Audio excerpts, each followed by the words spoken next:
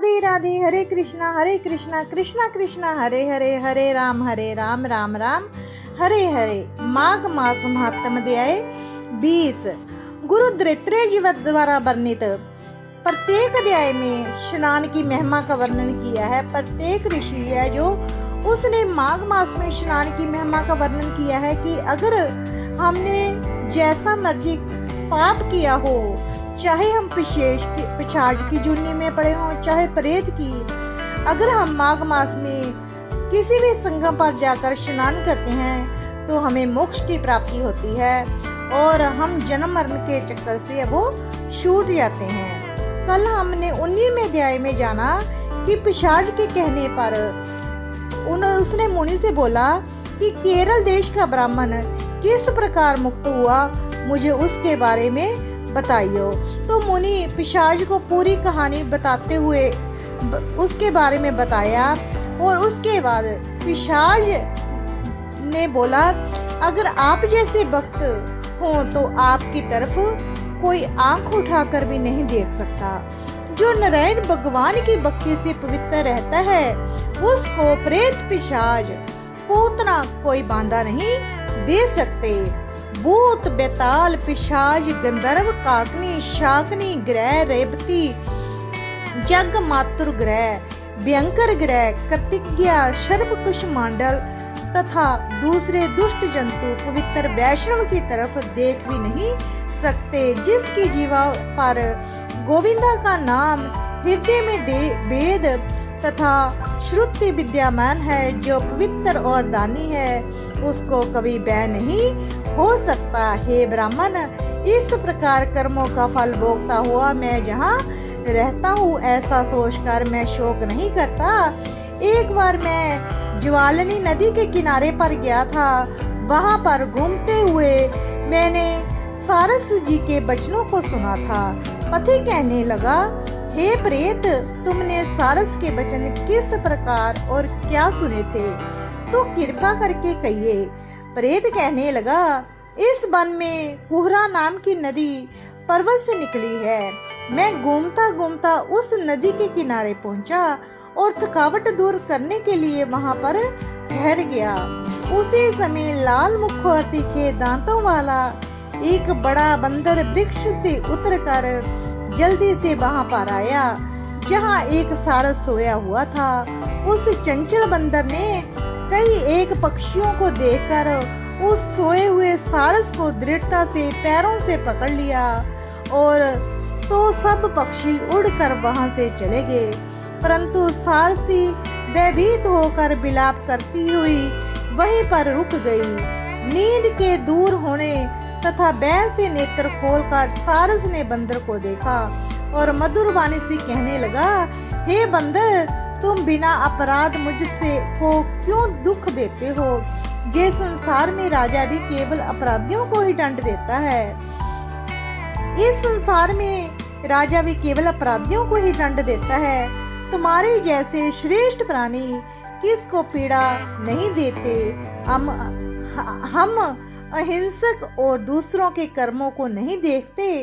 जल की काई खाने वाले, आकाश में उड़ने वाले, वन में रहने वाले, अपनी स्त्री से प्रेम करने वाले, दूसरों की स्त्री को त्यागने वाले, दूसरों की बुराई से दूर रहने वाले, चोरी ना करने वाले, बुरों की संगत से वर्जित, किसी को कष्ट ना देने वाले हैं। सो इस प्रकार मुझ अपराधी को हे बंदर छोड़ दो। मैं तुम्हारे पहले जन्म की वृत्तांत को जानता हूँ। ये वचन सुनकर वह बंदर उसको छोड़कर दूर बैठ गया और कहने लगा, तुम मेरे पूर्व जन्म के वृत्तांत को कैसे जानते हो। तुम अज्ञानी पक्षी हो और मैं वन में घूमने वाला हूँ। सारस कहने लगा कि मैं अपनी जाति की समृद्धि के बल से तुम्हारे पूर्व जन्म का सब वृत्तांत जानता हूँ। तुम पूर्व जन्म में विंध्य पर्वत के राजा थे और मैं तुम्हारे कुल का पूजनीय पुरोहित था। तुम राजा होकर अपनी प्रजा को पीड़ा दिया करते थे। विवेकहीन तुमने बहुत सावधानी इकट्ठा किया। सो बानर, प्रजा की पीड़न रूपी अग्नि की ज्वाला से तुम पहले ही तप चुके हो। पहले तुम कुप्पी पाक नरक में गिराए गए। तुम्हारे शरीर को नरक में 3000 वर्ष बीत गए। फिर नरक से निकलकर बचे हुए पापों के कारण इस बंदर की जोनी में आए और मुझको मारना चाहते हो। पूर्व जन्म में तुमने ब्राह्मण के बाग से लूट कर बलपूर्वक फल खाए थे। उसका ये भयंकर फल हुआ कि तुम वानर और वनवासी हुए। प्राणी अशुभ में अपने किए हुए कर्मों को भोगता है, इसको देवता भी नहीं हटा सकते। इस प्रकार मैं सारस का जन्म लेकर भी अज्ञान से मोहित नहीं हुआ। इतनी कथा कहकर वानर कहने लगा, यदि ठीक ही जानते हो तो बताओ तुम पक्षी कैसे हुए। सारस कहने लगा, मेरी दुर्गति का कारण भी सुनो। तुमने नर्मदा नदी के किनारे पर सूर्य ग्रहण के समय बहुत से ब्राह्मणों के निमित्त 100 ढेर अन्न के दान किए थे। मैंने प्रोतानी के मध्य से थोड़ा सा ब्राह्मणों को दिया और बाकी सब मैं आप हर ले गया। इस ब्राह्मणों के द्रव्य का आहरण करने के पाप से मैं आप पहले कालसूत्र नरक में और फिर रक्त कदुरम नरक में, जहाँ पर बड़े बड़े कीड़े थे और रक्त तथा पीप से भरा हुआ नाभि तक नीचे सिर और ऊपर पैर किए हुए पीप चाटता हुआ उस दुर्गंध वाले नरक में कीड़े आदि से काटा जाकर 3000 वर्ष तक उस यातना को भोगता रहा। मैं नरक के दुख का वर्णन नहीं कर सकता। फिर नरक की यातना से मुक्त होकर जे सारस का जन्म पाया, क्योंकि पूर्व जन्म में अपनी बहन के घर से कांसे का बर्तन चुराया था। इसको मैंने एक जुआरी को दिया। इसी में सारस जोनी में आया। ये मेरी स्त्री पिछले जन्म में ब्राह्मणी थी। इसने भी कांसे की चोरी की थी। इसी से जे मेरी स्त्री और सारसी हुई।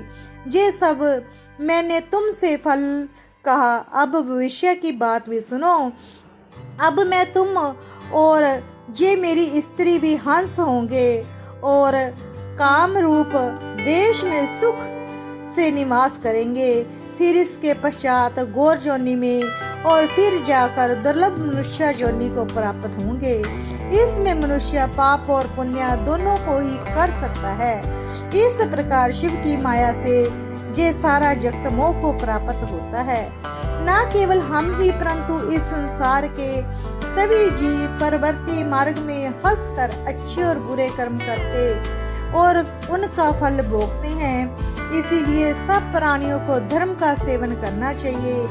देवता, असुर, मनुष्य, बाघ, कीड़े मकोड़े सभी से कटक रूपी मार्ग नहीं छूटता। केवल वेदांत जानने वाले योगी ही इस मार्ग से बच सकते हैं। इसी कारण बड़े बड़े महात्मा भी कर्म फल को टाल नहीं सकते। उपाय से तथा बुद्धि से कोई भी इसको बदल नहीं सकता। तुम पहले राजा थे, फिर नरक में गए, अब बंदर की जोनी में वन में फिरते हो और फिर भी ऐसा ही जन्म पाओगे। ऐसा विचार कर आनंद पूर्वक और धैर्य धर कर विचरते हुए काल की प्रतीक्षा करो। तब बानर ने कहा कि पहले जन्म में मैं तुम्हारी पूजा करता था, अब तुम मुझको प्रणाम करते हो। तुम जाति के समन से मेरे पूर्व जन्म के वृत्तांत को जानते हो। आनंद पूर्वक रहो, तुम्हारा कल्याण हो। तुम्हारे वचनों को सुनकर मैं मोहित रहित होकर वन में विचरूंगा। प्रेत कहने लगा कि हे पथिक, मैंने नदी के तट पर बंदर और सारस का ये संवाद सुना। मुझको बोध हुआ और मोह तथा शोक का नाश हुआ। जहाँ पर 20वां अध्याय समाप्त। राधे राधे। हरे कृष्णा कृष्णा कृष्णा हरे हरे, हरे राम राम राम हरे हरे।